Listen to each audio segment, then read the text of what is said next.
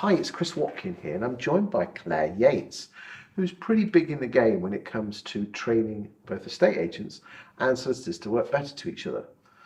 The question I want to ask you, Claire, is this: you recently did some training with solicitors and estate agents in the same room. Yeah.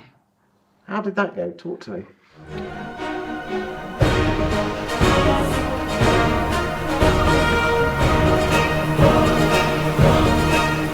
Fascinating. First of all, most people say, oh, I'd love to have been in that room to see what happened. The core of it was communication, and they had exercises to do in teams.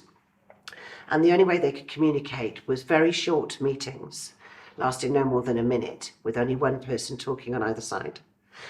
They could also write short messages, almost tweet length, of something like 32, whatever it was, characters. And the other one is that they then had to go and relay that information back to their teams. So very much like a conveyancing transaction.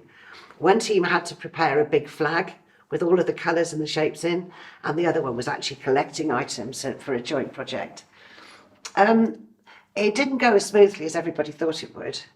And the reality was at the end that actually everybody said that they felt the whole industry, the residential property industry, should go on something like this, to really learn that what you think is clear communication is only clear if the other person understands what you're saying.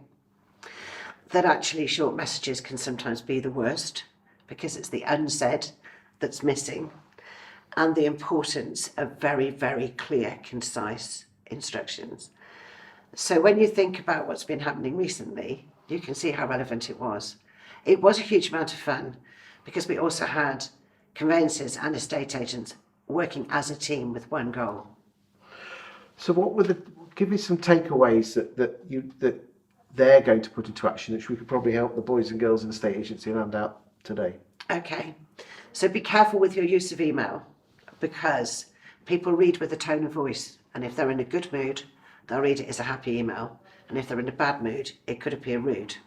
So be very careful how you write an email, and don't assume people are reading it the way that you're writing it. The second one is your instructions must be absolutely crystal clear.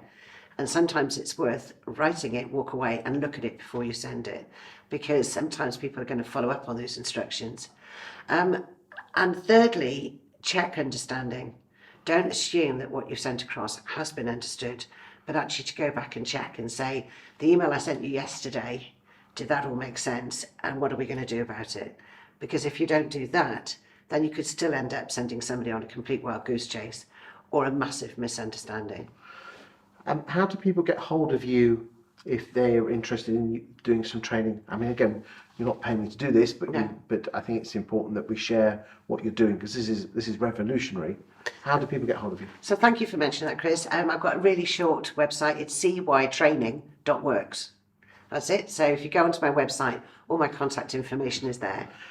Claire's also on LinkedIn. That's Claire without an I. That's right. Okay, and you can check her out there. She knows her onions. Thank you for your time today. Thank you.